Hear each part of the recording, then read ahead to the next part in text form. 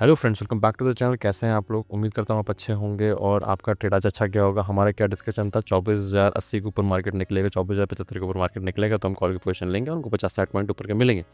हालांकि मार्केट ने एक बार ऊपर जाके वापस नीचे डिप दिया, जिसमें आपका एसलेट हो सकता है हुआ हो। उसके बाद आपको वापस से अच्छे टारगेट्स, अगर आपने री एंट्री करी होगी तो अच्छे टारगेट्स मिले होंगे। पहले में भी 50 पॉइंट मिले थे, तो अगर आप एग्जैक्ट 50 पॉइंट से लौटाया था वो, तो अब वो आपने एग्जैक्ट ले लिए होंगे तो बहुत अच्छी बात है। अगर नहीं ले पाए होंगे तो फिर आपका एसएल हिट हुआ होगा और एसएल के बाद सीधे आपने टारगेट्स अगले उसमें ट्रेड में टारगेट सेट किए होंगे। ये बहुत इंपॉर्टेंट वीडियो है क्योंकि एडीआर्स बहुत नीचे हैं तो गैप डाउन खुलने के चांस हैं।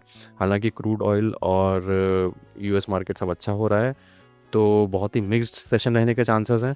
तो आइए चल के स्क्रीन पर सारी चीज़ डिस्कशन कर लेते हैं। लास्ट तक ज़रूर देखिएगा क्योंकि सेशन मतलब कल का सेशन बहुत ही क्रिटिकल होने के चांसेस बहुत ज़्यादा हैं, है ना। पूरे उसमें मार्केट पूरी तरफ भाग सकता है चारों तरफ, तो आपके ऐसे हिट होने के बहुत बड़े चांसेस है।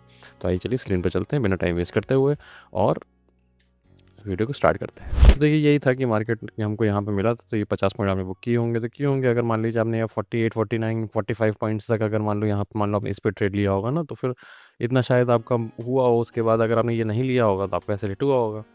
अगर आपने ये ले लिया होगा तो आपका प्रॉफिट हुआ होगा, और अगर ये ले लिया था तो बहुत अच्छी बात है। तो आपने ये इसमें नहीं बैठना चाहिए था। हमेशा मैं आपसे क्या कहता हूँ कि वन ट्रेड करो, अगर आपका प्रॉफिट बन रहा हो एक ट्रेड करके ख़त्म करो, ठीक है ना। और यहाँ पे भी अगर आपने इस कैंडल पर री एंट्री करी होगी तो आपको देखो कितने अच्छे टारगेट्स मिलेंगे। देखो हमारा यही डिस्कशन था कि पुट की तरफ हमको अभी नहीं बैठना है, तो इसलिए पुट की तरफ मत बैठिए क्योंकि जो यहाँ पुट की तरफ बैठा होगा उसने रेड लगाई होगी, है ना। तो ये ध्यान रखा करिए।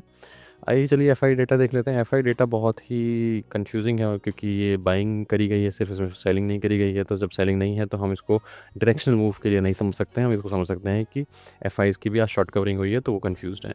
जो मैं एडियाज की बात कर रहा था वो बहुत ही खतरनाक चीज़ क्या हो रही है कि एडियाज देखो 6% नीचे है विप्रो का और इन्फोसिस का 5% नीचे है। तो आईटी कल नीचे की तरफ हो सकता है, हालांकि उसको बैंक सपोर्ट दे सकते हैं, एचडीएफसी बैंक और ऐसे बैंक सपोर्ट दे सकते हैं।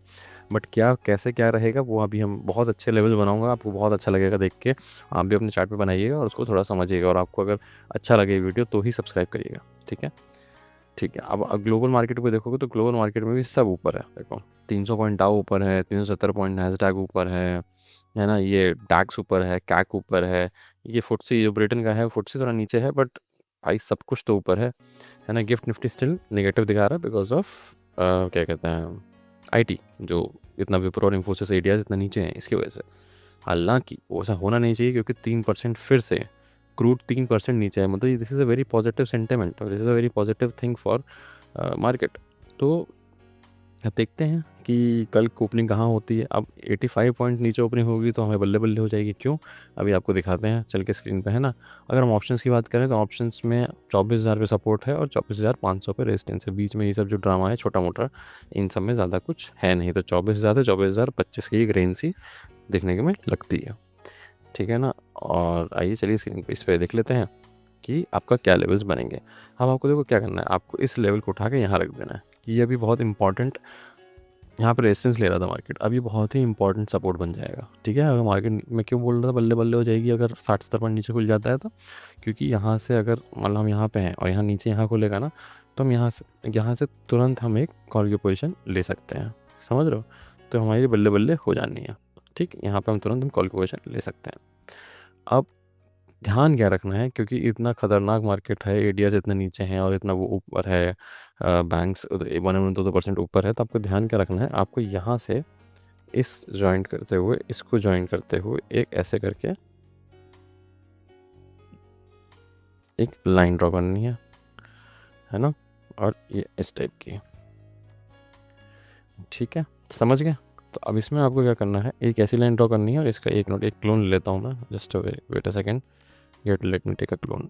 और एक मिनट, इसको यहाँ पे ऐसे भी रखना है आपको, ठीक है। एक मिनट, हाँ ठीक है। अब ये आपको बहुत ही अच्छे से अपने चार्ट पे ड्रॉ कर लेना है। क्लोन क्यों लिया है, क्योंकि यही एंगल पे मुझको चाहिए, मुझे एक चैनल चाहिए, चैनल ये मिल चुका है, ठीक है। अब यहाँ पे आपको क्या करना है, आपको कैसे ट्रेड लेना है कि मार्केट अगर आपको किसी भी पॉइंट पे इस लाइन के आसपास मिलती है तो आप कॉल की पोजीशन लोगे और आपके टारगेट यहाँ पे हो सकते हैं। और अगर जो थोड़ा एग्रेसिव ट्रेडर्स हैं उसके टारगेट इस ट्रेंड लाइन पे जहाँ पे भी टच करे वहाँ तक के टारगेट आप ले सकते हो। पुट कब लेना है, अब देखिए पुट की बात भी आ गई है यहाँ पे क्योंकि अब ये जो ट्रेंड लाइन है हमारी, इसके नीचे अगर 15 मिनट्स की कैंडल क्लोज़ देती है, तो आप एक पुट की पोज़ीशन ले सकते हो। आपके फर्स्ट टारगेट ये और सेकंड टारगेट ये हो सकते हैं। हालाँकि पुट में आप क्वांटिटी कम रखिएगा, क्वांटिटी आप इसमें कम रखिएगा। कॉल में क्वांटिटी ज़्यादा रखिएगा, है ना? कॉल में क्वांटिटी ज़्यादा, पुट में क्वांटिटी कम, क्योंकि मार्केट सेंटिमेंट अभी पॉजिटिव है। हो सकता है कि पुट में नीचे की तरफ 100-150 पॉइंट भागे, तो आपकी कम क्वांटिटी में भी काम हो जाएगा। बट अगर ऊपर वापस से ऐसे एसएल हिट हो रहा है, तो फिर दिक्कत होगी, है ना? एसएल क्या होगा? एसएल और ये आपका नो ट्रेडिंग ज़ोन होगा। ये जो ट्रायंगल बन रहा है, नो ट्रेडिंग ज़ोन होगा ये। तो ये बहुत ही अच्छे से इसको ड्रॉ करिए अपने चार्ट पे और ऐसे ही कल ट्रेड करिएगा।